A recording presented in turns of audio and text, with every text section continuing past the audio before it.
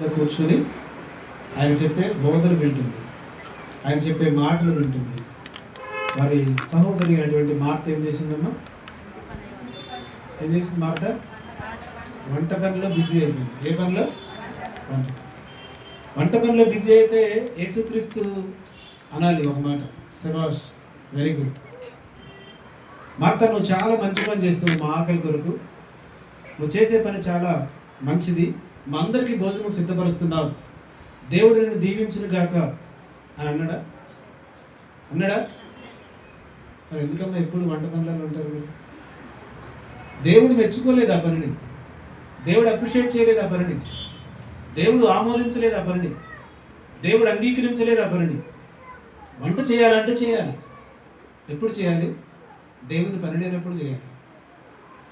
వంట చేయొద్దా అంటే వంట చేయొద్దని ఎవరు చెప్పారు? చేయమనే చెప్తారు. కానీ ఏది ప్రాముఖ్యమైంది? ఆ సందర్భంలో ఏది ప్రాముఖ్యమైంది? యేసుక్రీస్తు దైవజనుడు ఇంటికి వచ్చాడు, సంఘ కాపరిని ఇంటికి వచ్చాడు, దేవుని వాక్యం నీ యొద్దకు వచ్చింది. అయితే నువ్వేం చేయాలి? కొంతమంది వంటింట్లోకి వెళ్ళి కొంతమంది మధ్య కలుపుతుంటారు, కొంతమంది కాఫీ పెడుతుంటుంటారు, కొంతమంది చపాతీ చేస్తూ ఇస్తూ ఉంటుంటారు. ఏదో రకరకాలుగా పాస్టర్ గారికి ఏదో పెడదాం, ఏదో పాస్టర్ గారికి పెట్టినంత మాత్రంలో ఎత్తపడరు కదా, పాస్టర్ గారికి ఇచ్చినంత మాత్రంలో, పాస్టర్ గారికి తృప్తిపరిచినంత మాత్రంలో దేవుని మెప్పు పొందరు. ఆతిథ్యము చేయ మరొకడి అట్టి ఆతిథ్యము ఎరుకకే దేవదూతలకు చేశారు అబ్రహాం గారు శారా మమ్రే దగ్గర సింధూర వనములో. కానీ ఆ ఆతిథ్యం వేరు, ఈ ఆతిథ్యం మీరు చేసే ఆతిథ్యం వేరు. కాబట్టి వంట చేసి నేను చాలాసార్లు చెప్తా, అందుకే వంటలు చేపించడమే నాకు ఇష్టం. ఇలాంటి కార్యక్రమాలు ఏర్పడి బయట ఆర్డర్ ఇద్దాం పాస్టర్ గారు అంటారు, కానీ ఆర్డర్ ఇవ్వడం నాకు ఇష్టం ఉండదు. మీరు పరిచర్య చేయాలి, అలాగని దేవుని మాటలు వినకుండా కాదు, పరిచర్య చేయాలి. అలాగనే దాని సమయానికి ముగించుకొని దేవుని సన్నిధికి రావాలి. రెండింటినీ ఒక బ్యాలెన్సింగ్గా మీరు దాన్ని మెయింటైన్ చేయాలి. ఒక పని చెప్తే ఇంకో పని మానేస్తున్నారు, ఒక పని చెప్తే ఇప్పుడు స్కూల్కి పెడతారు, 6 సబ్జెక్టులు ఉంటాయి, అన్ని సబ్జెక్టులు టీచర్స్ అన్ని హోంవర్క్స్ ఇస్తారు. ఇన్ని హోంవర్క్స్ మేము ఎప్పుడు చేయాలని అనుకుంటారా? అన్నింటినీ చేస్తారా? అన్నీ చేస్తారు అట్ ఏ టైం. కానీ ఒకటి చేసాము ఇంకోటి మానేస్తామంటే అది కుదరదు, అది నువ్వు ఫెయిల్ అయిపోతుంది. అందుకే పరిచర్య చేస్తున్నప్పుడు మందిరంలో రావడం కూడా ఇంపార్టెంటే. మీరు త్వరగా మీకు అప్పగించిన పనిని ముగించుకొని సన్నిధికి రావాలి. సన్నిధికి వస్తేనే ఆశీర్వాదం. కానీ వంటల దగ్గర మేము బిజీ అయిపోయాం, వంటల దగ్గర మేము ఉన్నామంటే అది దేవుడు మెచ్చడు, దేవుడు దానికి ఇంపార్టెన్స్ ఇవ్వలేదు. కాబట్టి ఈ యొక్క 7 సంవత్సరాల కాలంలో మనం ప్రతిసారి గద్దించేది, ప్రతిసారి హెచ్చరించేది, ప్రతిసారి అప్రిషియేట్ చేసేది, ప్రతిసారి అభినందించేది, ప్రతిసారి హెచ్చరించేది ఏంటి అని అంటే, ముందుగా దేవుని పనే ఇంపార్టెంట్, దేవుని వాక్యమే ఇంపార్టెంట్, దేవుని మందిరమే ఇంపార్టెంట్, దీని తర్వాతనే ఏదైనా. అందుకే సంఘము మామూలుగా ఏర్పాటు చేసింది కాదు. ఇది మన సంఘము, ఇది టెంపుల్ కాదు, ఇది వర్షిప్ సెంటర్ కాదు. ఇది చాలామంది వర్షిప్ సెంటర్స్ అని పెడతారు, టెంపుల్స్ అని పెడతారు, దేవాలయాలు పెడతారు. ఇది దేవాలయం కాదు, ఇది వర్షిప్ సెంటర్ కాదు, ఇది టెంపుల్ కాదు. ఇది సంఘము.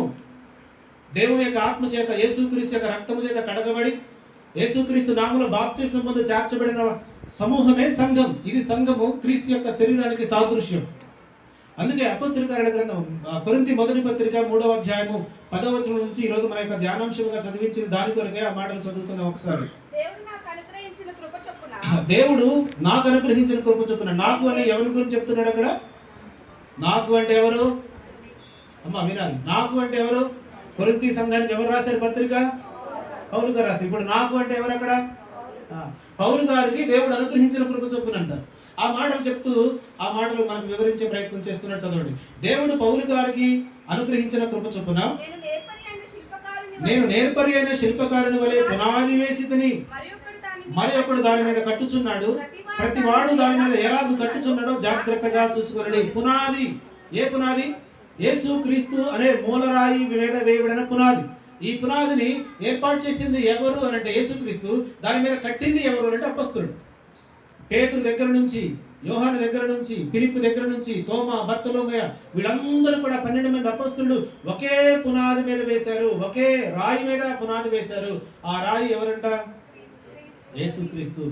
క్రీస్తు అనబడినటువంటి ఒక మూలరాయి మీద పునాదిని వేశారు. ఒక పునాది వేసిన తర్వాత తండ్రి గారు పునాది వేశారు, ఫౌండేషన్ కంప్లీట్ అయిపోయింది, తండ్రి గారు చనిపోయారు, కుమారుడు గారు తిరిగి ఇల్లు కంప్లీట్ చేయాలా. కుమారుడు ఏం చేస్తాడు? తండ్రి గారు వేసిన పునాదిని తవ్వి తీసి పడేసి మళ్ళీ ఇల్లు కడతాడా, లేదా ఆ పునాది మీద కడతాడా? చెప్పాలి. ఏ పునాది మీద కడతాడు? తండ్రి వేసిన పునాది మీదే కడతాడు ఇల్లు. ఆ తండ్రి చనిపోయాడు, తన కుమారుడు ఇల్లు కట్టాలంటే ఆ ఇంటి పైన మరొక స్లాబ్ వేస్తాడు, ఆ ఇంటి పైన మరొక స్లాబ్ వేస్తాడు, ఆ ఇంటి పైన మరొక స్లాబ్ వేస్తాడు తప్ప ప్రతిసారి ఇల్లు కట్టాలనుకున్న పునాది వేయరు. అనగా సంఘము కూడా ఒకే పునాది మీద నిర్మించబడేదే సంఘం. ఈ ఒక పునాది ఎవరై ఉండాలి అంటే క్రీస్తు అయి ఉండాలి. ఆ క్రీస్తు అనే బండ మీద, క్రీస్తు అనే మూలరాయి మీద కట్టబడినటువంటి సంఘమే ఈ యొక్క బ్యాప్టిస్ట్ చర్చ్ ఫిలిప్ అనేటువంటి సంఘం. ఈ సంఘంలో అందరం కూడా క్రీస్తు యొక్క శరీరంలో అవయవాలమై ఉన్నాం. అందుకే మనం అందరం కూడా ఐక్యత కలిగి 7 సంవత్సరాల్లో సంఘ క్షేమాభివృద్ధి కొరకు ఎంత సహకరించారో ముందున్నటువంటి దినాలను కూడా అదే రీతిగా సహకరించాలనే ప్రేమతో మనం చేస్తుంటున్నాం. మధ్యలో ఒక 2 నెలలు మన యొక్క సంఘం డిస్టర్బ్ అయింది. ఎక్కడికి వెళ్ళాలో అర్థం కాని పరిస్థితి, ఏం చేయాలో ఎక్కడ కూడుకోవాలో అర్థం కాని పరిస్థితి. పాపం సంఘ పెద్దలు జేమ్స్ గారు సొంత సహోదరుడిలాగా మన ఆదరించారు. వారి కుటుంబంలో మందిరం ఏర్పాటు చేసుకోవడానికి అవకాశం ఇచ్చిన దానికి ప్రతిఫలం ఏం జరిగింది అంటే ఆ ఇంటిని వాడు ఖాళీ చేయించారు. వారు దేవునికి చోటిచ్చారు, దేవునికి ఆరాధన జరుపుకోవడానికి స్థలం ఇచ్చారు. దాన్ని వాళ్ళు టార్గెట్ చేసి ఆ ఇల్లుని ఖాళీ చేయించారు. దాని తర్వాత మరొక పాస్టర్ గారు అవకాశం ఇచ్చారు. అయ్యా మా మందిరంలో పెట్టుకోండి అని చెప్పారు. ఒకే ఒక ఆదివారం అక్కడ ఏర్పాటు చేసుకున్నాం, కానీ ఒకే ఆదివారం మనకు అవకాశం ఇచ్చారు. సో 2వ ఆదివారం ఒక మాస్టర్ గారి మందిరంలో చేసుకున్నాం. తర్వాత 3వ ఆదివారం ఎక్కడికి పెట్టుకోవాలి, ఏం చేయాలి, ఎక్కడికి వెళ్ళాలి, సంఘం అంత ఆసక్తిగా ఉంది. అందరూ ఫోన్ చేస్తున్నారు, మాస్టర్ వచ్చే వారం ఎక్కడ ఉంటుంది మనకి ఆరాధన అడుగుతున్నారు. ఇల్లు పలానా వాళ్ళ ఇంట్లో ఉంటుందంటే ఆ ఇల్లు ఎక్కడ ఉందండి నాకు తెలియదు అని చెప్పి చాలామంది ఆందోళన చెందారు.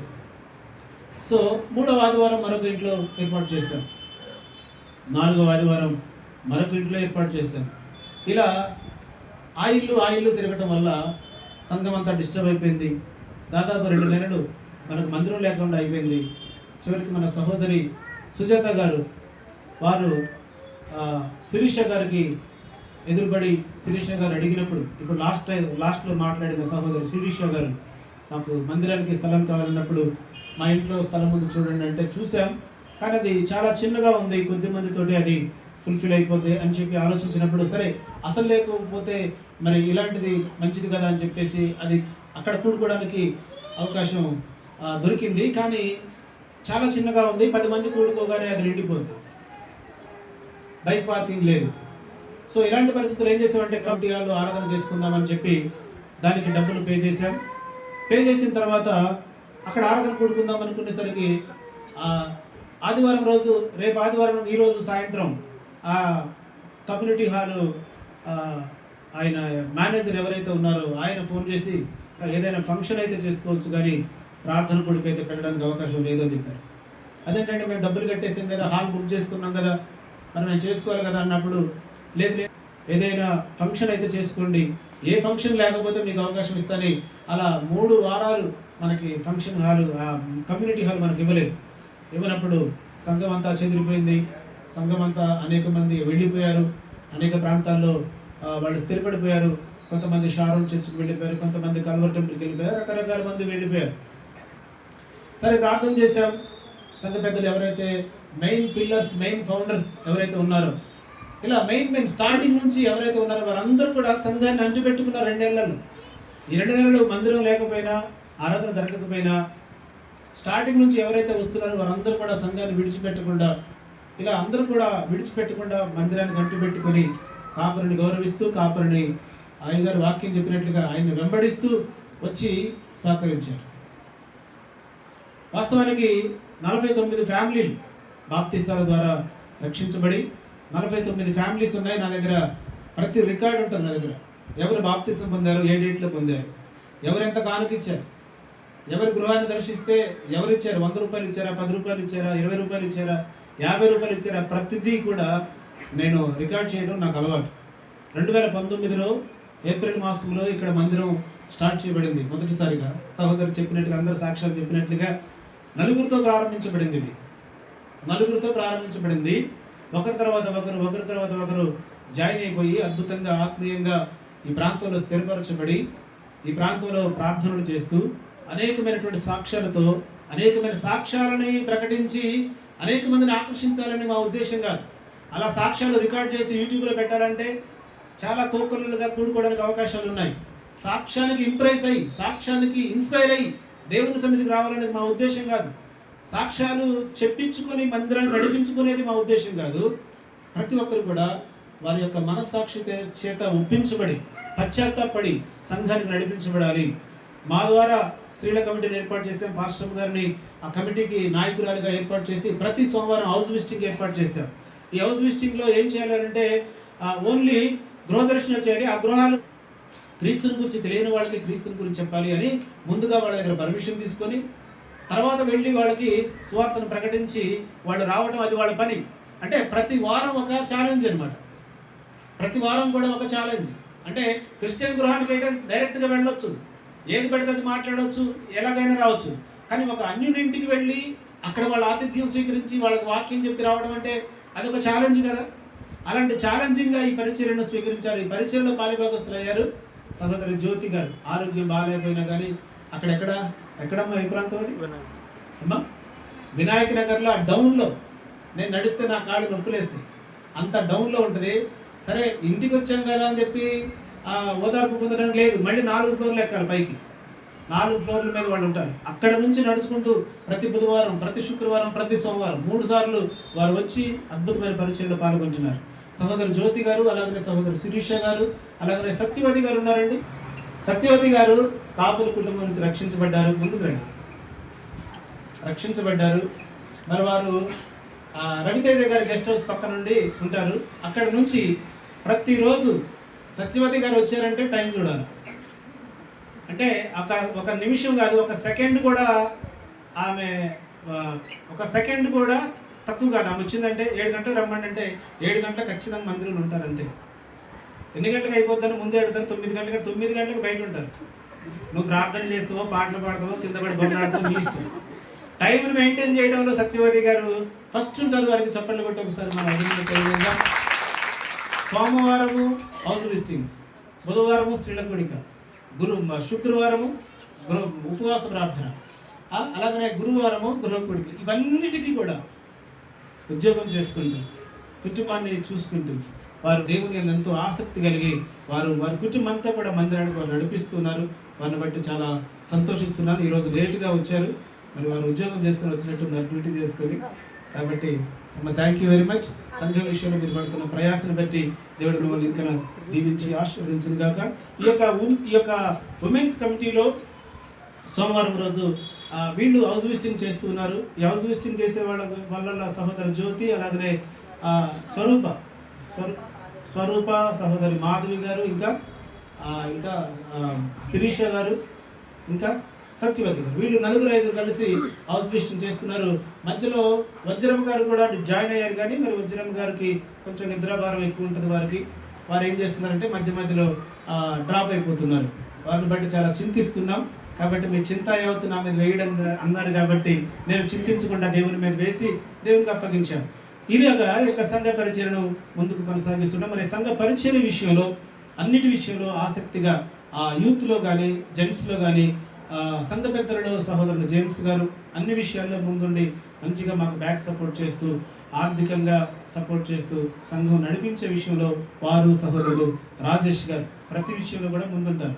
సంఘంలో ఏదైనా ఒక కార్యక్రమం ఉందంటే ఇక రాజేష్ గారికి చెప్తే మళ్ళీ దాని గురించి నేను ఆలోచించాల్సిన అవసరం లేదు.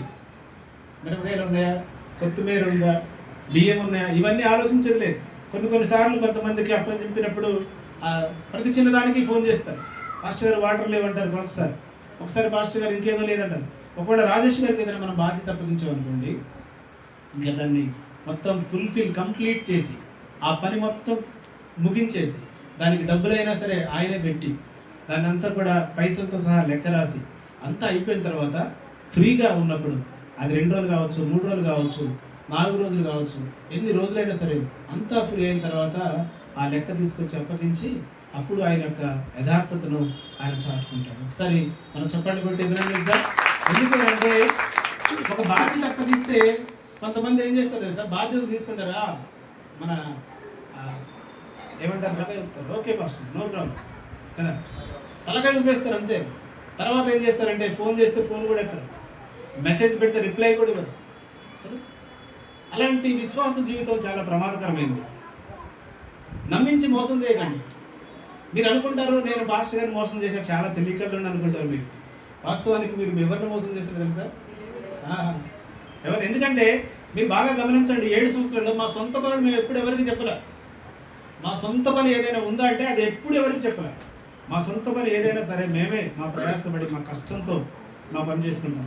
మీకు ఏదైనా చెప్తామా అంటే అది కేవలం దేవుని పని మాత్రమే మీకు చెప్తాం. దేవుని పని కాకుండా, దేవుని యొక్క పరిచర్య కాకుండా ఏ పని మీకు చెప్పం. దేవుని పని అయితేనే మీకు చెప్తాం. ఆ దేవుని పని అయినా మీకు ఎందుకు చెప్తామంటే మాతో పాటు మీరు కూడా ఆశీర్వదించబడాలి, మాతో పాటు మీరు కూడా దీవించబడాలి, మాతో పాటు మీరు కూడా దేవుని యొక్క సన్నిధిలో బడా నమ్మకమైన మంచి దాసుడు అనే పేరు ప్రఖ్యాతులు గావించాలి. దాని కొరకు మీకు పని చెప్పి దేవుని పనిలో మిమ్మల్ని పాలిభాగస్తులు చేసి దేవుని యొక్క మీకు మెప్పు కలిగేటట్లు మేము చేస్తాం. మీకు దేవుని పని చెప్పకపోతే మీరు దేవుని పని చేయరు. మీ పనులు మీరు చేసుకుంటూ పెడతారు. దాన్ని బట్టి దేవునికి మెప్పు రాదు, ఘనత రాదు. కాబట్టి ఆ దేవుని పని చెప్పినప్పుడు మీరు ఆసక్తిగా చేయడానికి మీరు ఇష్టపడండి. మీ కుటుంబ పరిచర్యలు ఎంత ఓపికతో, శ్రద్ధతో, భయంతో చేస్తారో దానికి మించి దేవుని పని చేయడం కూడా అంతకంటే గొప్ప ఆశీర్వాదం. ఆ విషయంలో ఇంకా కొంచెం డెడికేట్గా ఉండాల్సిందిగా ప్రభుత్వం మనం చేస్తే, వాస్తవానికి మన సంఘాన్ని బట్టి నేను చాలా సంతోషిస్తున్నాను, అప్రిషియేట్ చేస్తున్నాను. ఎందుకంటే ఎన్నో బాధ్యతలు సంఘం స్వీకరించింది. ఎంతో బాధ్యతగా, ఎంతో రెస్పాన్సిబుల్గా, ఎంతో విశ్వాసంతో, విధేయతతో సంఘం ఉంది. ఇంకా ఇంకొంచెం ఎక్కువగా ఉండాలని నేను చాలా మిమ్మల్ని ప్రేమతో హెచ్చరిస్తున్నాను. ఇంకొంచెం ఎక్కువగా, ఇంకొంచెం బాధ్యతగా ఉండాలి. ఎందుకు అనంటే మనం దేవుని సన్నిధికి చేరడానికే దేవుని మందిరానికి చేరాం. స్కూల్కి ఎందుకు వెళదామంటే పాస్ అయ్యి నెక్స్ట్ క్లాస్కి ప్రమోట్ అవ్వడానికి.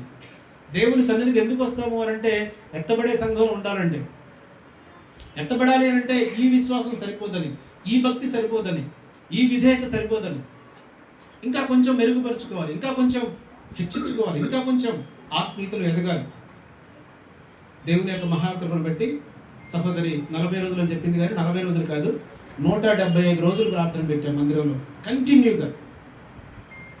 కంటిన్యూగా ప్రార్థన పెట్టాం.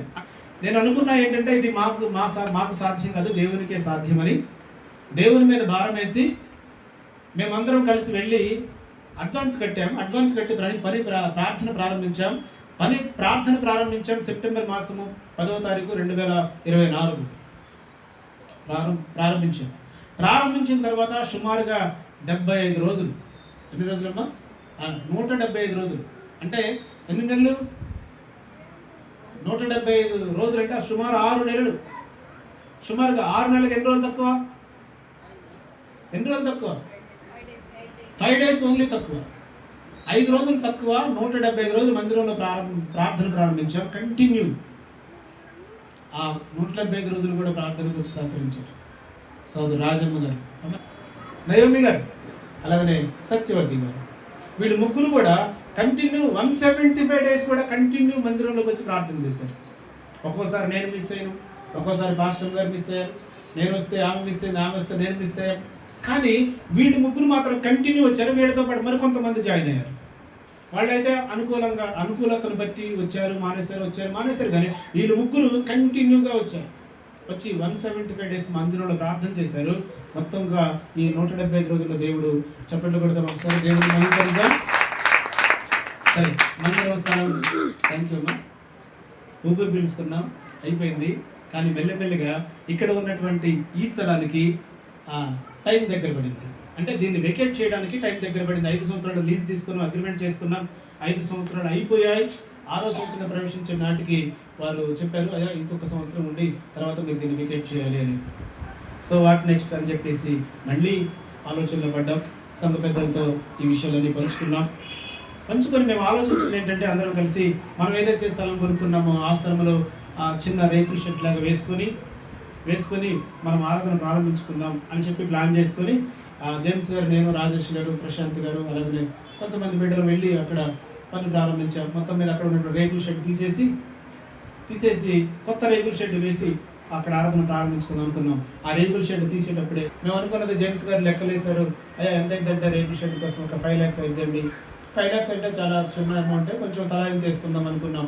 పని ప్రారంభించే నాటికి మనకు తెలిసిన ఎమ్మెల్యే కాలనీ పాస్టర్ గారు వచ్చి, లేదండి అట్లా కాదు, ముందు మీరు పిల్లర్స్ వేసి తర్వాత రేకులు వేసుకోండి, తర్వాత స్లాబ్ వేసుకోవచ్చు అని మా ఆలోచన ఆయన మార్చేశాడు. పాస్టర్ గారు మరి పిల్లర్స్ వేయాలంటే చాలా డబ్బులు కావాలి కదా, లేవు కదా అంటే, పర్లేదులేండి దేవుని పని కదా ప్రారంభించండి, అవసరమైతే నేను కూడా ఎక్కడ నిప్పిస్తానే అన్నాను. సర్లే అని చెప్పి అనుకొని ప్రారంభించాం. ఆయన తిప్పిలేదు కానీ పని మాత్రం ప్రారంభించాం. మీద పని అయితే ముగిసిపోతూ ఉంది, ముగింపులకు వచ్చింది. ఈ టైంలో మనకున్న డబ్బులన్నీ అయిపోయాయి. నెక్స్ట్ ఫిల్త్ బీమ్ వేయాలి, తర్వాత కాలాల్సి ఏం చేయాలి, ఏం చేయాలి అని ప్రార్థన చేస్తున్నప్పుడు 2వ వచనం చదువుకున్న డైరెక్ట్గా వాక్యంలో, సమయం ఇంకా రాలేదు, యెహోవా మందిరమును కట్టించుటకు సమయం ఇంకా రాలేదని ఈ జనులు చెప్పుచున్నారే, అందుకు యెహోవా వాక్కు ప్రత్యక్షమై ప్రవక్తయకు హగ్గయి ద్వారా సెలవిచ్చినదేమనగా, ఈ మందిరము పాడై ఉండగా మీరు సరంభి వేసిన ఇళ్లలో నివసించుటకు ఇది సమయమా? సెలవిచ్చినదేమనగా మీ ప్రవర్తన గురించి ఆలోచించుకున్నది చాలు. క్రిస్టఫర్ గారు ఏం చేయాలంట? మీ ప్రవర్తన గురించి ఆలోచించుకోండి. ఏంటి ప్రవర్తన? ఏం ప్రవర్తన అంటే దేవుని మందిరం పాడై ఉండగా మీరు మంచి గృహాలలో నివసిస్తారా? అర్థమవుతుందా? దేవుని మందిరం ఎలా ఉందంటే చెప్పాలి, ఎలా ఉంది? పాడై ఉంది. దేవుని మందిరం పాడై ఉంటే మీరు మాత్రం సరంభి వేసిన ఇండ్లు అండి, మంచి మంచి ఇంద్రభవనాలు లాంటి ఇండ్లు మీరు నివసించడానికి ఇది సాధ్యమా? ఇది సమయమా? దేవుని మందిరం కట్టడానికి ఏమో సమయం రాలేదా? దేవుని మందిరం కట్టడానికి ఏమో మీకు సమయం రాలేదా? మీ ఇండ్లు మాత్రం మీరు కట్టుకుంటారా? ఎందుకు ఈ మాట రాశాడంటే, ఇశ్రాయేలు ప్రజలని బబులోనులో బానిసలుగా ఉన్న వాళ్ళని విడిపించి దేవుని మందిరం కట్టడానికి పంపించాడు. పంపిస్తే వెళ్ళేవాళ్ళు కలప ఇచ్చారు, ధనం ఇచ్చారు, బంగారం ఇచ్చారు, వెండి ఇచ్చారు, అన్ని తీసుకొని వెళ్ళారు దేవుని మందిరం కట్టడానికి. మందిరం పునాది రోజే అందరూ ఏడ్చారు. ఏడ్చిన వెంటనే వీళ్ళు ఇండ్లు కట్టడం ఆపేశారు. ఇల్లు కట్టి ఆపేసి ఏం చేశారంటే వాళ్ళ సొంత గృహాలు కట్టుకోవడం ప్రారంభించారు. నెహెమ్యా గ్రంథము, ఎజ్రా గ్రంథం చదివితే మీకు అర్థమైంది. సొంత గృహాలు కట్టుకుంటున్నారు. ఎంతకాలం కట్టుకున్నారు సొంత గృహాలు? ఒక్కరోజు పునాది రాయి వేసిన రోజు ఏడ్చారని ఆ పునాది రాయితో దాన్ని ఆపేసి దేవుని మందిరం ఇక వెళ్ళిపోయి, సమయం ఉంది కదా, ఏ పని పడలేదు కదా, డబ్బులు ఉన్నాయి కదా, బంగారం ఉంది కదా, అలాగే కలప ఉంది కదా అని చెప్పేసి ఆ కలపను ఉపయోగించి ఏం చేస్తున్నారు ఇశ్రాయేలు ప్రజలంతా? సొంత గృహాలు కడుతున్నారు. అప్పుడు హగ్గయిని దేవుడు లేపి హగ్గయి ప్రవక్త ద్వారా ఇశ్రాయేలు ప్రజలు మళ్ళీ గద్దించాడు. ఆ వాక్యమే ఇప్పుడు మనం చదివాం. ఎంతకాలమో తెలుసా? 14 సంవత్సరాలు. పునాది రాయి వేసిన తర్వాత దేవుని మందిర నిర్మాణం జరగకుండా 14 సంవత్సరాలు ఆగిపోయింది. 14 years ఆపేశారు. ఈ 14 yearsలో వాళ్ళ సొంత గృహాలు కట్టుకుంటున్నారు. అందుకే దేవుడు గద్దించాడు. ఎన్ని ఆటంకాలు ఏర్పడ్డా కానీ మమ్మల్ని మేము సముదాయించుకున్నాం. ఇలాంటి మాటలతో మమ్మల్ని మేము ఓదార్చుకున్నాం. మేము కూడా మనుషులమే కానీ మాకు కూడా భయాలు ఉంటాయి, మాకు కూడా కొంచెం బెరుగు రకరకాలు ఉంటాయి. కానీ దేవుని పని కొరకు ఏదైనా చేయడానికి సిద్ధపడాలి. మనం నిలబడితే కదా దేవునికి మహిమ. మనం నిలబడకపోతే దేవునికి మహిమ ఎక్కడి నుండి వస్తుంది అని ఆ నిందల్లో, ఆ అవమానాల్లో, ఆ కష్టాల్లో, ఆ శోధనలో, ఆ లేమిలో, ఇవన్నిటిలో కూడా ఈ వాక్యాల ద్వారా మమ్మల్ని బలపరుచుకుని మనం నిలబడకపోతే దేవుని కొరకు ఎవరు నిలబడతారు? మనం కాకపోతే మరి ఇంకెవరు? అన్యులు నిలబడతారా? And believers నిలబడతారా? మనల్ని చూసి కదా మీరు నిలబడాలి. మేము కదా మీకు సంఘానికి మీకు రోల్ మోడల్గా ఉండాల్సింది. కష్టంలో, శోధనలో, ఇరుకుల్లో, ఇబ్బందుల్లో పడిపోకుండా స్థిరంగా నిలబడి దేవుని మహిమపరచాల్సింది మేమే కదా. మమ్మల్ని చూసి కదా మీరు నేర్చుకోవాలి అని మళ్ళీ మాకు మేమే బోధించుకొని, మాకు మేమే నేర్చుకొని మళ్ళీ తిరిగి అలా కాదండి, మేము ఏ పర్పస్ కోసమైతే దాన్ని తీసుకున్నామో ఆ పర్పస్ కోసమే మేము నిలబడతాం, ఆ పర్పస్ కోసమే మేము ఉంటాం, దాన్ని అమ్మడానికి మేము కొనలేదు అని చెప్పి మళ్ళీ ఎవరికి అలాంటి ప్రామిస్ చేయకుండా మళ్ళీ దేవుని కొరకు నిలబడదామని ఇలాంటి అనేకమైన వాక్యాలతో బలపరుచుకొని ముందుకు సాగుతున్నాం. దేవుని యొక్క మహాకృపలో మొదటి స్లాబ్ అయిపోయింది. 2వ స్లాబ్ వేయాలి. ఆ 2వ స్లాబ్కి ఇంకా 3 lakhs కావాలి. ప్రార్థన చేయండి, ప్రార్థన చేయండి, నిరంతరం ప్రార్థన చేయండి, ఎడతెగక ప్రార్థన చేయండి, ఎల్లప్పుడూ ప్రార్థన చేయండి. ప్రార్థన కాకుండా సహకరించండి. ప్రతి సహకారంలో దేవుని యొక్క కృప తోడుగా ఉండినట్లుగా ప్రయాసపడండి. ఈ సమయంలో రాజేష్ గారు, అనిత గారు వారు ఈ బైబిల్ పట్టుకొని తిరుగుతూ ఉంటే చూస్తూ ఉన్నారు. ఇది చినిగిపోయింది, మరి చినిగిపోయిన బైబిల్ పట్టుకొని ఎక్కడెక్కడ తిరుగుతారు మాస్టర్ గారు అని చెప్పేసి వారికి కూడా ఇలాంటివి చెప్పడం ఇష్టం ఉండదు, కానీ చెప్పక తప్పట్లేదు కాబట్టి చెప్తున్నాను. వారు ఏం చేశారంటే ఒక కొత్త బైబిల్ నాకు ప్రజెంటేషన్ చేశారు. అయితే ఈ బైబిల్ కొనాలని నేను చాలా రోజుల నుంచి అనుకున్నాను. ఒకసారి ఇది ఒక 1200-1300 ఉంటుంది, ఏమైనా వెళితే ఇది 1500 ఉంది. 1500 లేవు కదా అని చెప్పి మళ్ళీ రిటర్న్ వచ్చేసాను. మళ్ళీ ఎప్పుడో కమ్యూనియన్ తీసుకోవడానికి వెళ్ళినప్పుడు ఇది కొంచెం పెద్ద లెటర్స్ ఉంటాయి, దీంట్లో రెఫరెన్స్లు ఉంటాయి, ఇది రీడింగ్ చేయడానికి బాగా ఈజీగా ఉంటుంది అని చెప్పి మళ్ళీ రెండోసారి వెళ్ళినప్పుడు 1500 తీసుకొని వెళితే మళ్ళీ ఇది 1800 అయింది. మళ్ళీ 300 తక్కువ పడి మళ్ళీ రిటర్న్ వచ్చేసారు. అట్లా మళ్ళీ ఒకసారి వెళ్ళి ఇంకా చూద్దామని చెప్పేసి వెళ్ళినప్పుడు మళ్ళీ 2000 అయింది. అది 1800 తీసుకొని వెళితే 2000 అయింది. ఇది ఇట్లా లాభం లేదని చెప్పేసి వాళ్ళు అడిగారు. అయ్యా, నేను వచ్చినప్పుడల్లా దీని రేటు పెరిగిపోతుంది. ఎందుకు రేటు పెరుగుతుందంటే మీకు తెలియాలి. బైబిల్ గ్రంథాలు ఎందుకు రేట్లు పెరుగుతున్నాయి అంటే కొరియాలో ప్రింట్ అవుతుంది, కొరియన్ కంట్రీస్లో ప్రింట్ అవుతుంది, బ్రిటిష్ కంట్రీస్లో ప్రింట్ అవుతుంది. ఇది అక్కడ నుంచి ఇక్కడ రావడానికి ట్రాన్స్పోర్టేషన్ ఛార్జీలతో కలిపి దీని రేట్లు పెంచుతున్నారు. అంతే తప్ప వాస్తవానికి దీని రేట్లు పెంచట్లేదు. ఎందుకు పెంచుతారో ట్రాన్స్పోర్టేషన్ పెరిగిపోతుంది. అందుకే మీరు బైబిల్ బాగా చదవండి. రాబోయే దినాల్లో ఒకవేళ బైబిల్ని నిషేధించేటటువంటి కుట్రలు కుతంత్రాలు జరుగుతున్నాయి భారతదేశంలో. మీరు అలర్ట్గా బైబిల్ గ్రంథాన్ని బాగా చదవడం నేర్చుకోండి, బాగా చదవండి. సమయం ఉన్నప్పుడే చదవండి, సమయాన్ని కల్పించుకొని చదవండి, అవకాశం ఉన్నప్పుడల్లా చదవండి. బైబిల్ గ్రంథం చేతపట్టుకుని తిరిగేటటువంటి స్వేచ్ఛ దినాలు రాబో దినాల్లో ఒకవేళ ఉండకపోవచ్చేమో. కాబట్టి రాజేష్ అనిత గారు మమ్మల్ని ప్రేమించి రాజేష్ గారు ఒకరోజు ఫోన్ చేసి, పాస్టర్ గారు అర్జెంటుగా మనం బైబిల్ స్టోర్కి వెళ్ళాలి రండి అంటే, ఏంటయ్యా అంత ఉపద్రవం వచ్చి పడింది, ఇప్పుడు ఎందుకు అంత అర్జెంట్ అంటే, లేదు మనం వెళదాం రండి అని చెప్పి 2 రోజులు 3 రోజులు నా సమయం కోసం వెయిట్ చేసి నాకు వీలైనప్పుడే మరి వారు నన్ను తీసుకొని వెళ్ళి, మీకు నచ్చిన బైబిల్ కొనుక్కోండి పాస్టర్ గారు, ఎన్ని డబ్బులైనా నేను ఇస్తా అని చెప్పి వారు ముందుకు వచ్చారు.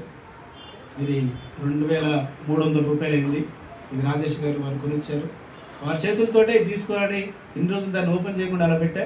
అనిత రాజేష్ ముందుకు వచ్చినట్లయితే వారి చేతుల మీదుగా ఈ యొక్క బైబిల్ గ్రంథాన్ని తీసుకొని సండే స్కూల్ ప్రజెంటేషన్ రాజేష్ గారు చెప్తారు. సండే స్కూల్ పిల్లలకు వారు చాలా ప్రయాసపడుతున్నారు. చెప్పండి పెట్టి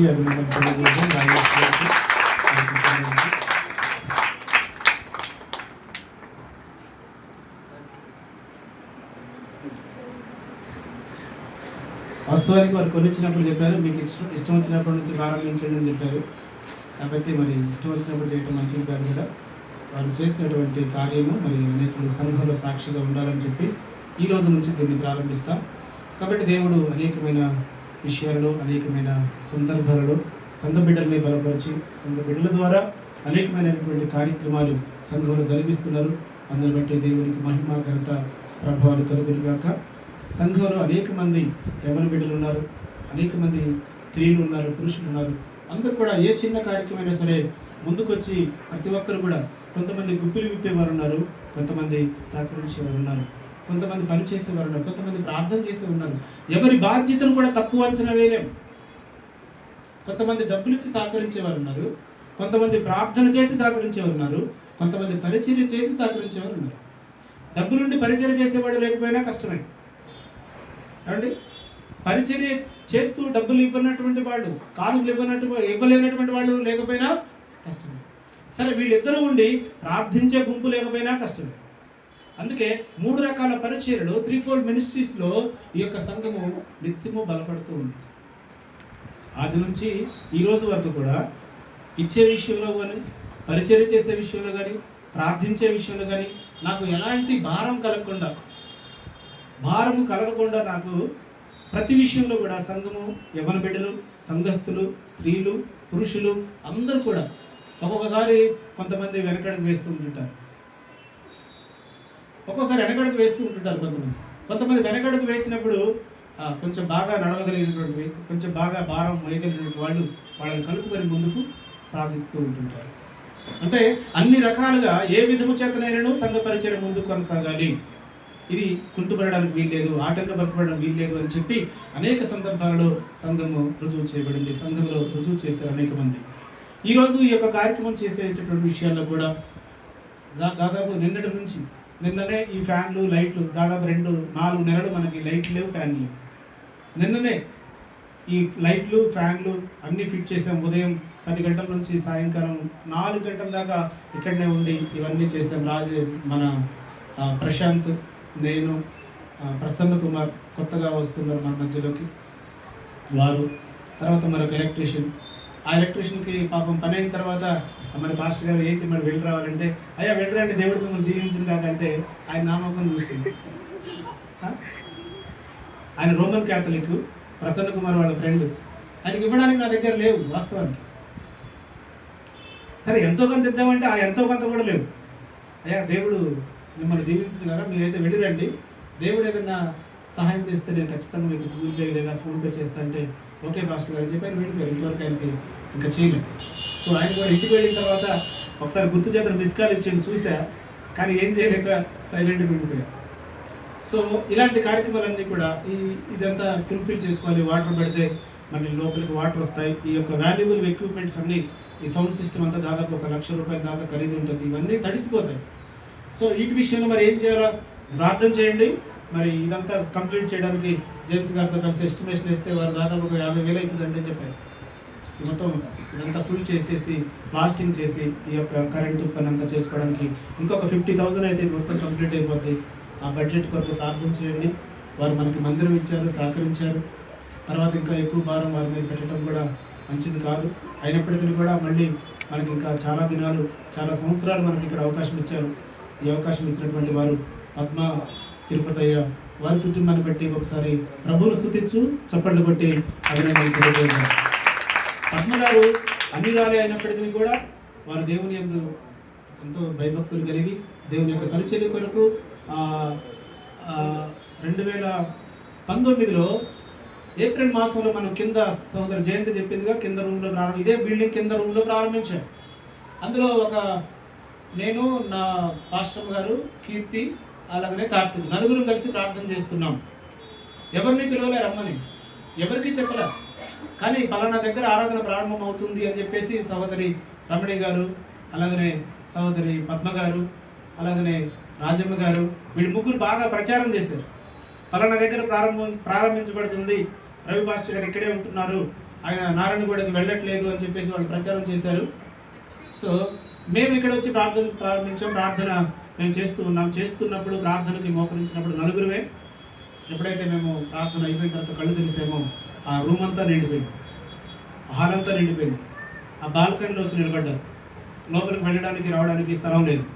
అప్పుడు ఆ ఇంటి ముందరు అన్ని వాళ్ళని చూశారు. పద్మ గారు చూసి, పాస్టర్ గారు మీకు ఈ ఒక్క రూమ్ సరిపోయేటట్టు లేదు, ఈ రూమ్లో మీరు చేయలేని ప్రార్థన, పైన ఖాళీగా ఉంది, పైన గుడిసెలు ఉన్నాయి, అంటే ఈ స్థలంలో గుడిసెలు ఒకసారి మీకు పనికి వస్తుందో లేదో చూసుకోండి అని చెప్పారు. అప్పుడు నేను పైకి వచ్చి కవిత చిన్న అని మన ఇంటి ముందు ఉంటారు, ఆ కవిత వారి యొక్క సహకారంతో పైకి వచ్చి చూస్తే ఇక్కడ అన్ని గుడిసెలేసి ఉంది. ఈ ప్రాంతంలో ఈ ప్లేస్లో గుడిసెలేసి ఉన్నాయి. ఒక్కొక్క గుడిసెకి 200-300 రెంట్ తీసుకుంటున్నారు. అప్పుడు ఈ స్థలం బాగుందమ్మా, మరి ఇది మాకు ఇస్తారంటే, స్థలం ఇస్తా, కట్టడానికి నా వల్ల కాదు, మీకు చేతనైతే మీరు కట్టుకోండి, లేకపోతే లేదు అని చెప్పినప్పుడు వెంటనే మన కర్నూలు ప్రాంతం నుండి వచ్చినటువంటి వారు ఉన్నారు సంఘస్థులు, వాళ్ళకి చెప్తే వాళ్ళు వెంటనే ఇదంతా క్లీన్ చేసేసి తర్వాత 1 month 2 monthsలో మొత్తం గోడలు అవన్నీ కట్టేసి రేకులేసి, ఆ రోజుల్లో దాదాపు 2019లో 2,50,000 రూపాయలు దాదాపు ఖర్చు అయింది. ఆ 2,50,000 రూపాయలు ఖర్చు పెట్టి దీన్ని కట్టి మళ్ళీ ఆమెకు మనం రెంట్ ఇచ్చి ఆ రీతిగా మనం 5 సంవత్సరాలుగా ఇదే ప్రాంతంలో ఉండి దేవుని యొక్క మహాకృపలో నడిపించబడుతున్నాం. ఈ ప్రాంతంలో అన్ని జనాంగం మధ్యలో ఒక మంచి సాక్ష్యాన్ని, ఆ పక్కన రాములుగా ఏం పేరు వాళ్ళ ఇంట్లో పేరు, భీములు గారి ఇంట్లో మనం ప్రార్థన చేశాం. భీములు గారు వారి యొక్క అన్యుల కుటుంబము అయినప్పటికీ కూడా వారు మనల్ని ఎంతో ప్రేమించారు. వారి యొక్క కుటుంబ సభ్యులందరినీ తీసుకొచ్చి మన దగ్గర ప్రార్థన అవసరత వారు తీసుకున్నారు. వారు చాలా మన విషయంలో ఒక మంచి సాక్ష్యాన్ని వారు కలిగి ఉన్నారు. కాబట్టి ఇలా అనేకమైన సాక్ష్యాలతో, అనేకమైనటువంటి విషయాలతో దేవుడు మన ప్రాంతంలో స్థిరపరిచారు, బలపరిచారు. ఎన్నో సహోదరు జయంతి చెప్పింది, నాకు చెప్పడం రాదన్నది కానీ చాలా హార్ట్ టచింగ్ మాటలు చెప్పారు వారు చెప్పినటువంటి మాటలు. సహోదరు లత గారు వీళ్ళందరూ చెప్పినటువంటి సాక్ష్యాలలో మనం ఎన్ని రకాల శోధనలు, కష్టాలు ఇక్కడ ఎదుర్కొన్నామో అందరికీ క్రిస్టల్ క్లియర్గా, తేట తెల్లంగా ఒక పాస్టర్ గారు ఈ ప్రాంతంలో, ఫిలిమర్ ప్రాంతంలో మీ మీద వేసిన నిందలు, మిమ్మల్ని అవమానించిన విధానం ఇంతవరకు నేను ఎప్పుడు ఏ పాస్టర్కి జరిగినట్లుగా నేను వినలేదు, నేను చూడలేదు అని చెప్పారు. అయినప్పటికీ కూడా చిరునవ్వుతో వారికి సమాధానం చెప్పి ప్రభు కృపను బట్టి ముందుకు సాగాం. అయినప్పటికీ కూడా దేవుడు ఇది యేసుక్రీస్తు అనే మూలరాయి మీద వేసిన పునాది కాబట్టి ఈ పునాదిని చెరిపివేయకుండా, ఈ పునాదిని పెరికివేయకుండా దేవుడే దీన్ని కాపాడుతూ ముందుకు నడిపిస్తున్నాడు. అందుకు దేవుడే సాక్షి. హల్లెలూయా. కాబట్టి దేవుని యొక్క పని ఎక్కడ జరుగుతుందో సహోదరి స్వరూప చెప్పినట్లుగా కేవలం వాక్యం చెప్పడమే మనకి అలవాటు. రకరకాల విషయాలు, భౌతిక సంబంధ విషయాలు, సృష్టి సంబంధమైన విషయాలు, రకరకాల కథలు, కార్యక్రమాలు చెప్పడానికి మనకి ఎప్పుడు అలవాటు లేదు. ఎందుకంటే మనం మొదటి నుంచి తరబీదు పొందింది, మొదటి నుంచి నేర్చుకుంది, మొదటి నుంచి బోధించేది కూడా వాక్యమే. ఎందుకంటే వాక్యమే దేవుడై ఉన్నాడు కాబట్టి ఆ దేవుని మాటలు మాత్రమే చెప్తూ సంఘాన్ని బలపరుస్తూ ముందుకు తీసుకుని వెళ్తున్నాం. కానీ చిన్న చిన్న రకరకాల పునాదుల మీద మందిరాన్ని మనం ఎప్పుడు కట్టలేం. కాబట్టి ఈ సంఘం ఇంత స్థిరంగా ఉంది, ఈ సంఘం ఇంత దృఢంగా ఉంది, ఇంత ఆత్మీయంగా ఉంది, ఇంత ప్రార్థనా శక్తి కలిగి ఉంది. అందుని బట్టి నేను చాలా ప్రభుని స్తుతిస్తుంటున్నాను. మరి ఈ సమయంలో సహోదరి శివభారతి గారు వారు సాక్ష్యం చెప్పడానికి వచ్చారు. వారి కుమారుడి జీవితంలో దేవుడు ఎంతో అద్భుతం చేశాడు. వారి కుమారుడికి రండి త్వరగా, నేను చెప్తున్నప్పుడు మీరు వస్తూనే ఉండాలి, సమయం లేదు కాబట్టి. వారి యొక్క కుమారుడు సహోదరుడు గోపీనాథ్ బయట ఉన్నారు, త్వరగా రండి, ముందుకి లోపల రండి. వారి కుమారుడు విషయంలో అపోలో హాస్పిటల్ తీసుకొని వెళ్ళారు. ఫస్ట్ అక్కడ అపోలో హాస్పిటల్స్ వాళ్ళు చెప్పారు ఆపరేషన్ చేయాలి ఖచ్చితంగా అని చెప్పారు.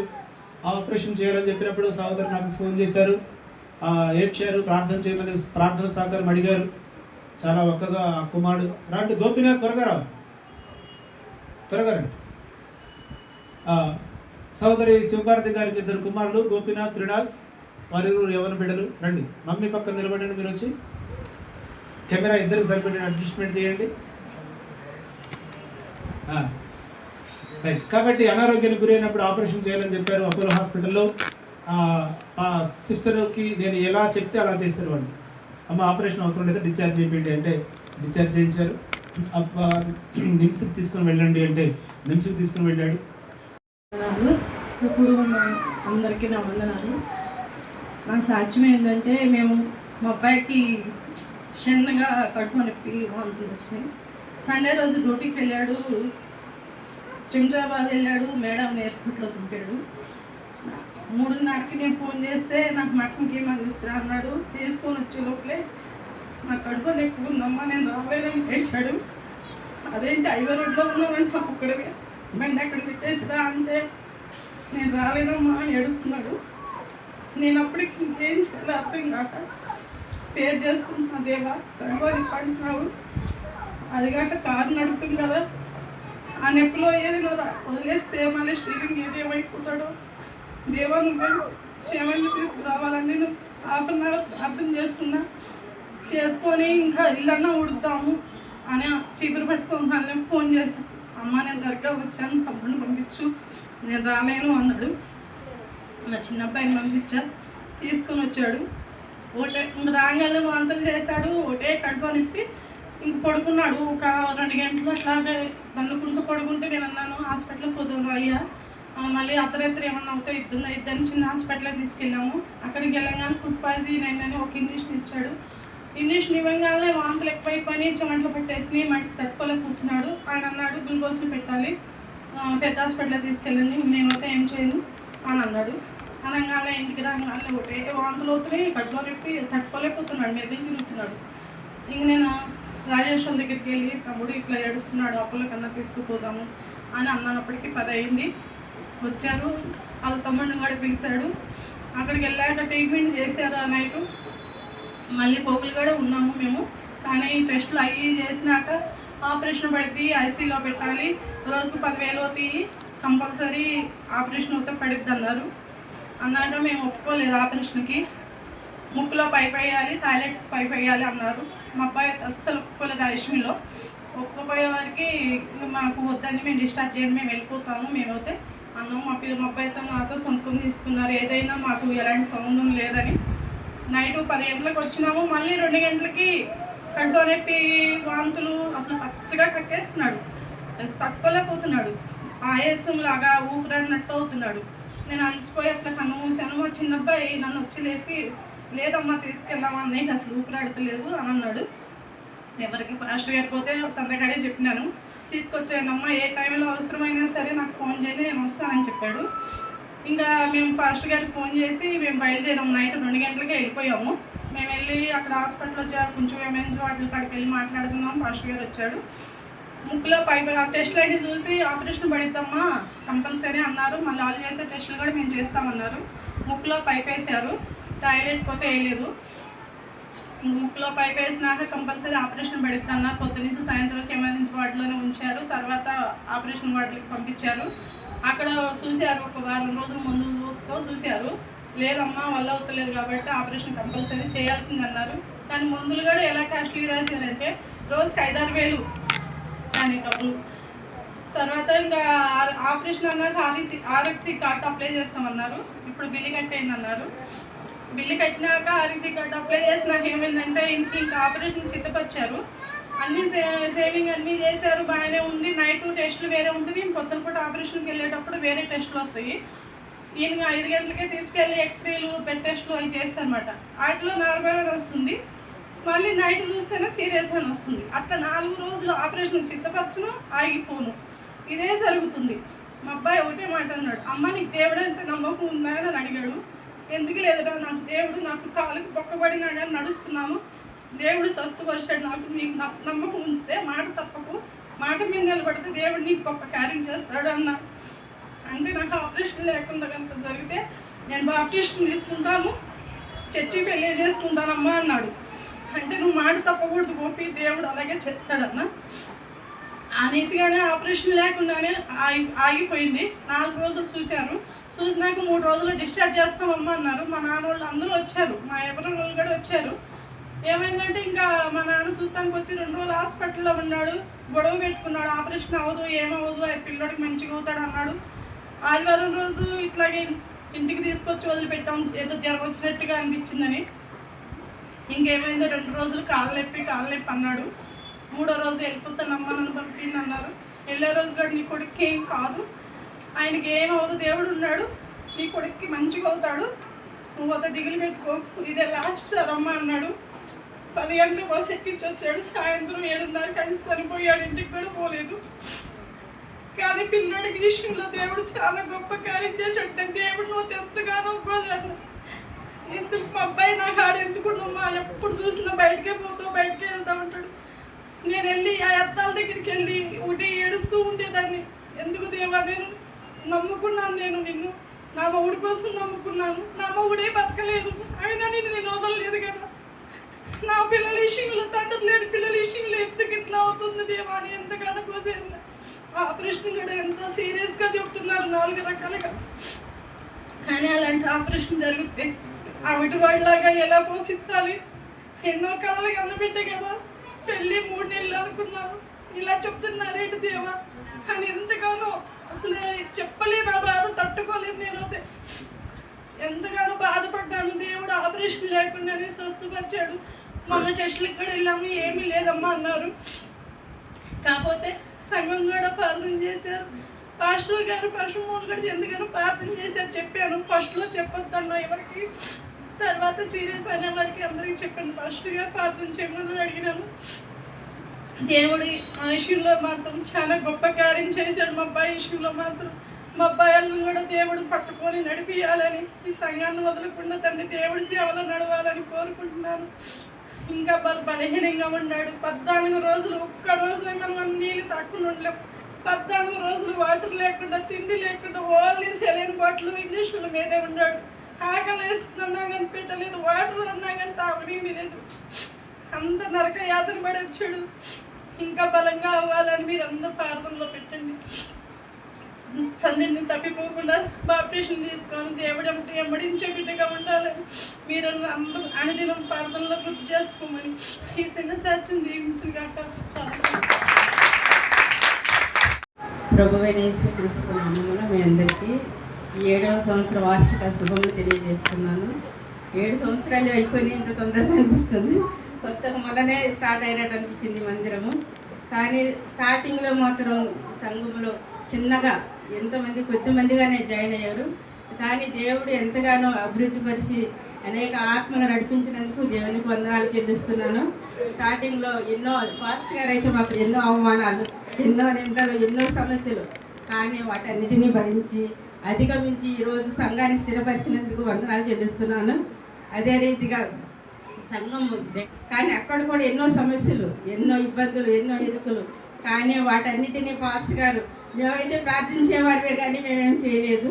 పాస్టర్ గారు ఎంతగానో ఎన్నో ఇబ్బందులు, ఎన్నో అవమానాలు, ఎన్నో నిందలు అవైతే మేము వినేవారమే కానీ అసలు ప్రార్థించుకునేవారమే కానీ ఏమి చేయలేకపోయేవారము. కానీ దేవుడు ఎంతగానో సంఘం ఎడల తన కృప చూపించినందుకు దేవునికి వందనాలు. పాస్టర్ గారికి కూడా సంఘాన్ని స్థిరపరిచినందుకు వందనాలు చెల్లిస్తున్నాము. అదే రీతిగా అనేక ఆత్మలు సంఘంలో చేర్చబడాలని, నూతన మందిరంలో త్వరగా చేరాలని అందరూ ప్రార్థిద్దాము. దేవుడి చిన్న మాటలు దీవించును గాక. వచ్చిన సంఘస్థులందరికీ నా నిండైన ప్రేమపూర్వక వందనాలు చెల్లించుకుంటున్నాను. First of all 7 years complete అయ్యి 8th yearలోకి అడుగు పెట్టినందుకు ఈ సంఘం నేనైతే చూడలే కానీ వేరే వాళ్ళు చెప్తుంటే విన్నా. ఫస్ట్ 4 familiesతో ఈ సంఘం స్టార్ట్ అయిందంట, నాకు తెలియదు. కానీ పాస్టర్ గారు చాలా ఎన్నో ప్రాబ్లమ్స్ ఫేసింగ్ చేసి అయినా దేవుని మహాకృపతో ఆ 4 families సంఘం సహకారంతో ఈ సంఘాన్ని అయితే స్థాపించారు.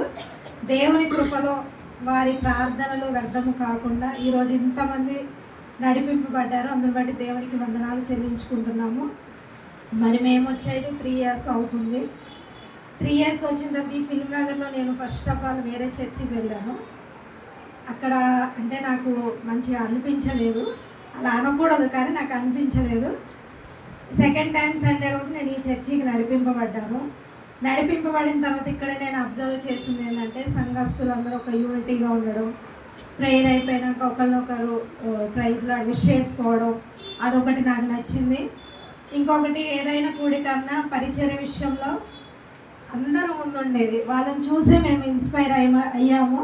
మేము కూడా ఇంతకుముందు అయితే దేవుని పరిచయంలో మేము వాడబడలేదు.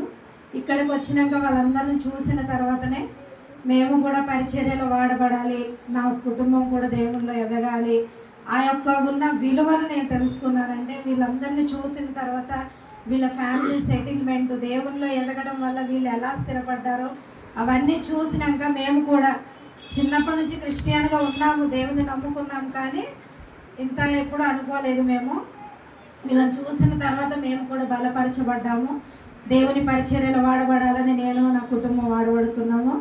ఇంకొకటి దేవుని వాక్యం విషయంలో పాస్టర్ గారు అందరూ వాక్యం చెప్తారు కానీ అది అర్థమయ్యే విధంగా కొంతమంది మాత్రమే చెప్పగలరు.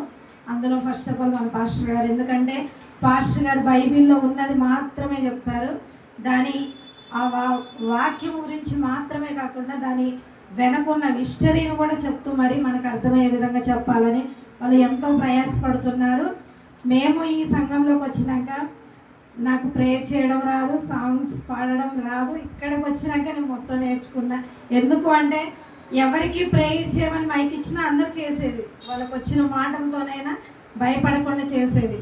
పాటల విషయంలోనైనా వాక్యం చదవడంలోనైనా ప్రతి దాంట్లో ముందున్నారు. అవి చూసినాక మేము కూడా ఇన్స్పైర్ అయినా, మేము కూడా దేవుల్లో వాడబడాలి, ఎడ్యుకేటెడ్ అయి ఉండి ఎందుకు వెనక పడిపోవాలని మేము కూడా దేవుల్లో వాక్యం చదవడంలో, పాటలు పాడడంలో, దేవునికి ప్రార్థించడం ఇక్కడికి వచ్చినాక నేను నేర్చుకున్నాను.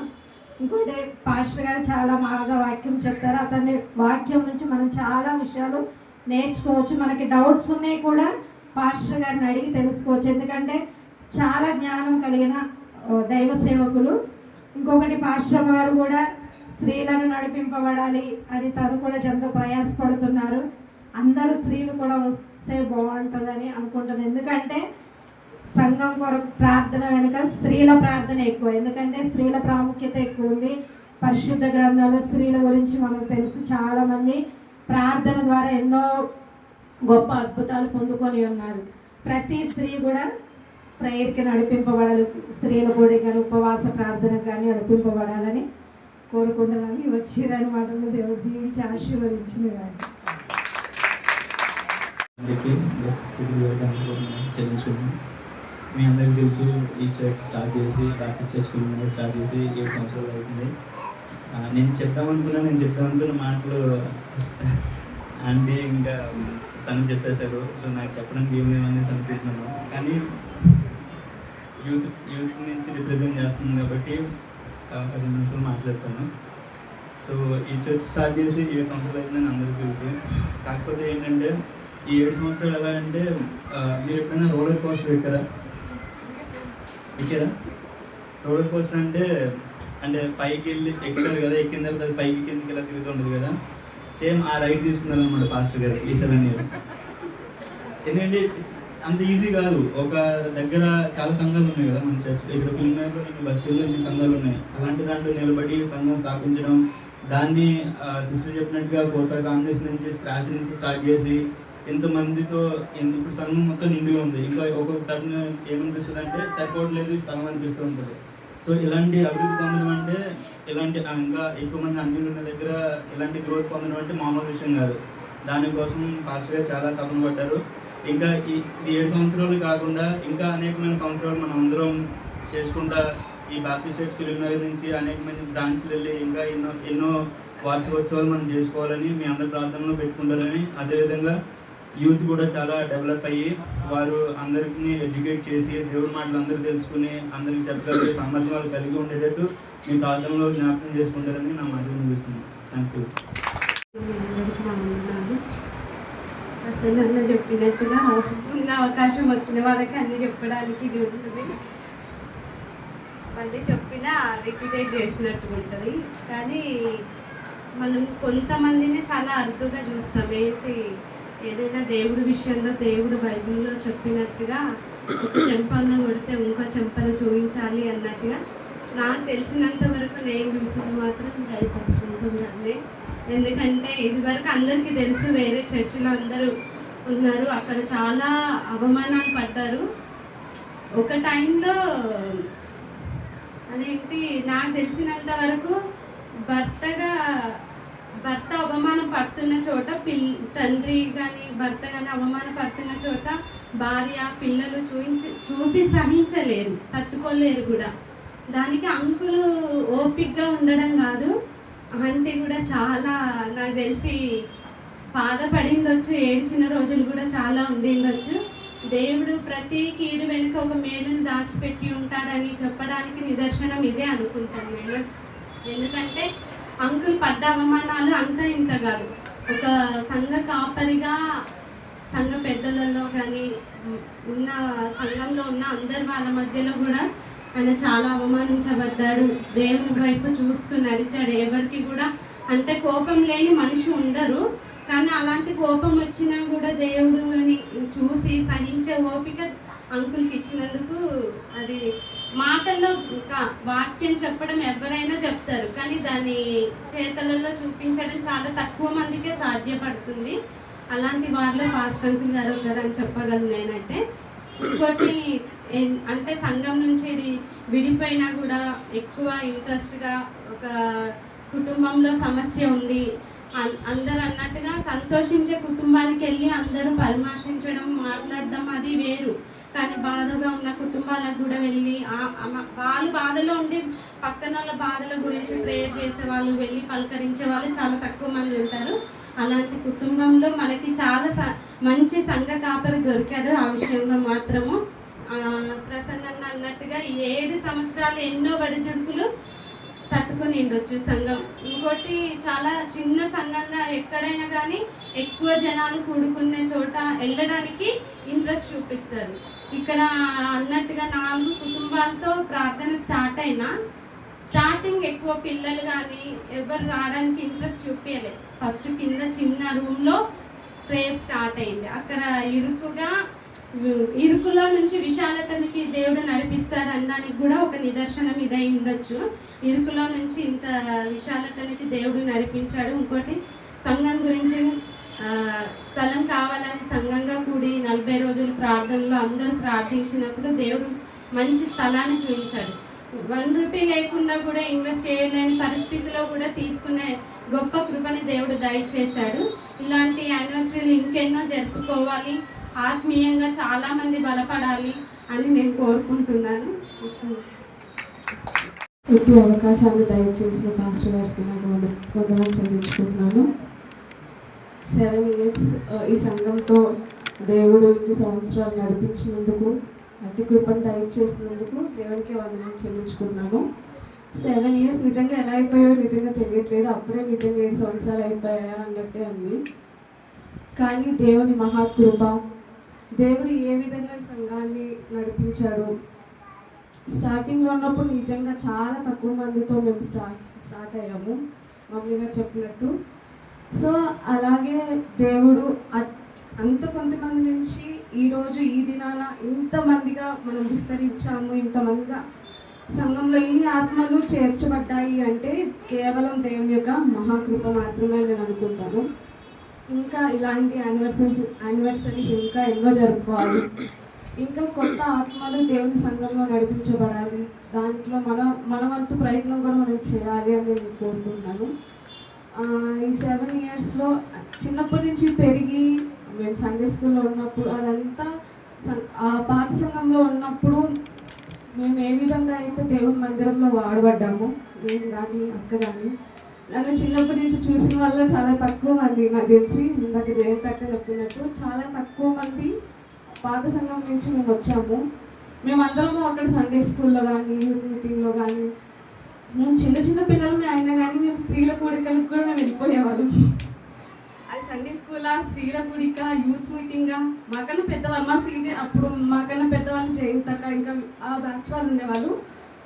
మేమంతా చాలా చిన్న పిల్లలు అనమాట, జస్ట్ సండే స్కూల్కి వెళ్ళే పిల్లలు మాత్రమే. అయినప్పటికీ అది సండే స్కూల్ అవని, ఆరాధన అవని, స్త్రీల కూడిక, youth meeting, what ever it is, ప్రతి దాంట్లో మేము వెళ్ళి కూర్చునేవాళ్ళం. యూత్ మీటింగ్కి రాలేకపోతున్నాం, అంకుల్ ప్రతిసారి మెన్షన్ చేస్తూనే ఉంటాడు సండే యూత్ మీటింగ్కి రావట్లేదు అనేసి. బట్ దూరం వెళ్ళిపోయాం కాబట్టి రావడానికి కుదరట్లేదు సండే స్కూల్కి కానీ యూత్ మీటింగ్కి కానీ కంపల్సరీ ట్రై చేస్తాము ఈ సంవత్సరం నుంచి రావడానికి. సో ఇలా ఇన్ని సంవత్సరాలు దేవుడు తన కృప చొప్పున సంఘాన్ని నిలబెట్టుకున్నందుకు దేవునికి వందనాలు చెల్లించుకున్నాను. ఇలా ఇంకా ఎన్నో యానివర్సరీస్ మనం జరుపుకోవాలి. మనం కొనుక్కున్న కొత్త స్థలంలోకి మనం త్వరగా వెళ్ళి అక్కడ మనం ఆరాధన చేసుకోవాలి, అక్కడ మనం దేవుడిని స్తుతించాలి అని చెప్పేసి కోరుకుంటూ ఇచ్చిన మాటలు దేవుడి గురించి కాక మల్లారాధన తర్వాత ముగింపు ప్రార్థన. ముందుగా దేవుని నామాన్ని పొందినాను. నాకు ఇటు సమయాన్ని ఇచ్చిన సేవకులకి సహోదరులకి వందనాలు తెలియజేస్తా ఉన్నాను. గడిచిన 7 సంవత్సరములు సంపూర్తి చేసి మందిరం 8వ సంవత్సరంలోకి అడుగు పెడతానికి కృపనిచ్చినందుకు వందనాలు, స్తోత్రాలు. నాకైతే ఆ 7 సంవత్సరాల సంధి నేను లేను, కానీ 4 years నుంచి నేను ఇక్కడికి వచ్చాను. దీనికంటే ముందు నేను వేరే సంఘాల్లో వెళ్ళాను, కానీ నాకు వాక్యము లేదని అనిపించి ఇంట్లో ఉండి ప్రేయర్ చేసుకుంటున్నప్పుడు నేను బయటికి వెళ్ళి ఇలా ఆలోచిస్తూ ఉన్నాను, చర్చికి పోవాలి, నేను 2 నెలల సంధి చర్చికి దూరం అయిపోయాను అని చెప్పేసి ఇలా బయటికి వెళ్ళి ఏడ్చి అప్పుడే ప్రేయర్ చేసుకొని బయటకు వచ్చి ఉంటున్నప్పుడు నాకు ఈ చర్చిలో నుంచి సాంగ్స్ వచ్చాయి. అప్పుడు ఎంపటే మా బాబుని పంపించాను. తర్వాత మా బాబు వచ్చి చూడడం జరిగింది. నేను ఆ రోజు నుంచి ఇక్కడికి రావడం జరిగింది. నేను ఇక్కడికి వచ్చిన తర్వాత నేను వాక్యంని పట్టి ప్రార్థన ఎలా చేయాలో నేర్చుకున్నాను. పరిచర్య విషయంలో సేవకులు చాలా, నాకు చదువు లేదు, కానీ చదువు లేకపోయినా కూడా చదువు లేని వారికి కూడా అర్థమయ్యేటట్లుగా ఆ సబ్జెక్టు పరంగా చాలా బాగా వాక్యం చెప్పారు. అందుని బట్టి దేవుని నామానికి మహిమ కలిగిన గాక. ఇంకా పరిచర్య విషయంలోనూ బాధల్లో ఉన్న వారిని ఎలా బలపరచాలో అన్నీ కూడా నేను ఇక్కడికి వచ్చిన తర్వాత నేర్చుకున్నాను. చాలా అంటే చాలా. ఊళ్ళో ఉన్నప్పుడు ప్రార్థన చేసేదాన్ని, ఏదో వెళ్తున్నాం, వస్తున్నాం అంతవరకు ఉండేదాన్ని. ఇక్కడికి వచ్చిన తర్వాత చాలా అంటే చాలా నేర్చుకున్నాను పాస్టర్ గారి ద్వారా. పాస్టర్ గారు కూడా ఆ సంఘం కోసం చాలా ప్రయాసపడతారు. నేను వచ్చినప్పటి నుంచి చూస్తున్నాం, ఒకరోజు సేవకులు ఏడుస్తూ ఉన్నారు. నాకు అనిపించింది పాస్టర్ గారు ఎందుకు ఏడుస్తున్నట్టు అనిపించింది అని చెప్పేసి కాల్ చేసి అడిగితే సంఘం కోసం అమ్మా అని చెప్పేసి ఏడుస్తుందని చెప్పి నాకు చాలా సంతోషం అనిపించింది. సేవకులు ఏడిస్తే మీకు సంతోషం అంటుంది ఏందని అనుకోకండి. సంఘం కోసం కన్నీరు కార్చే సేవకుల్ని దేవుడు మనకి ఇచ్చాడని చెప్పేసి నేను సంతోషిస్తూ ఉన్నాను. అందుని బట్టి దేవునికి స్తోత్రాలు చెల్లిస్తూ ఉన్నాను. ఇంకా మందిర పనులు జరుగుతూ ఉన్నాయి. మందిర పనుల కోసం ఇంకా ప్రేర్ చేయండి. మేము కూడా పరిచర్యలు ఇంకా పరిచర్య నిమిత్తం సేవకులు అభిషేకించి ఉన్నారు. ప్రేర్ చేయండి. నిన్న వాక్యాన్ని బట్టి నా కూతురు చెప్పడం, నా కూతురు కూడా బాప్తిసం తీసుకోవడం జరిగింది. అయిన వాక్యాన్ని అనేకులకు పంచినప్పుడు ఒక సహోదరిని కూడా మందిరానికి తీసుకురావడం జరిగింది. ఇదంతా కూడా నేను ఆ సేవకులు చెప్పే మెసేజ్ వినడం నేర్చుకోవడం ద్వారానే జరుగుతూ ఉంది. ఇంత మంచి సేవకుల్ని మనకి ఇచ్చినందుకు వందనాలు, స్తోత్రాలు. ఈ చిన్న మాటలు ముగిస్తాను. ఇచ్చిన సమయాన్ని బట్టి దేవునికి అయ్యగారికి కృతజ్ఞతలు. ఆయన కృప శాశ్వతమైనది. ఎవరి కృప? శాశ్వతమైన కృప కోసం మనం ఏం చేయాలి? ఓకే, సండే స్కూల్కి మనం అంటే బ్రేక్ వచ్చింది కన్స్ట్రక్షన్ వల్ల. అంతకుముందు ఒక్కొక్క ఫ్యామిలీలు నుంచి ఎవరెవరైతే దేవుని కృపను బట్టి వారికి ప్రోత్సహించబడుతున్నారో వాళ్ళు వచ్చి సండే స్కూల్కి బ్రేక్ఫాస్ట్ అరేంజ్ చేయడం జరిగింది. సో దానివల్ల సండే స్కూల్ చాలా బాగా డెవలప్ అవుతుంది, కొంచెం నిలబడుతుంది, అభివృద్ధి చెందుతుంది అనుకున్న సమయంలోనే మొత్తానికి కొలాప్స్ అయిపోయింది. కొలాప్స్ అంటే మొత్తం పడిపోయింది, జీరో అయిపోయింది. ఇప్పుడు మళ్ళీ మనం ఏం చేయాలి? స్టార్టింగ్ నుంచి, జీరో నుంచి మళ్ళీ మొదలు పెట్టాలి. సో త్వరలో ఆల్రెడీ సండే స్కూల్ స్టార్ట్ అయింది, రన్ అవుతుంది.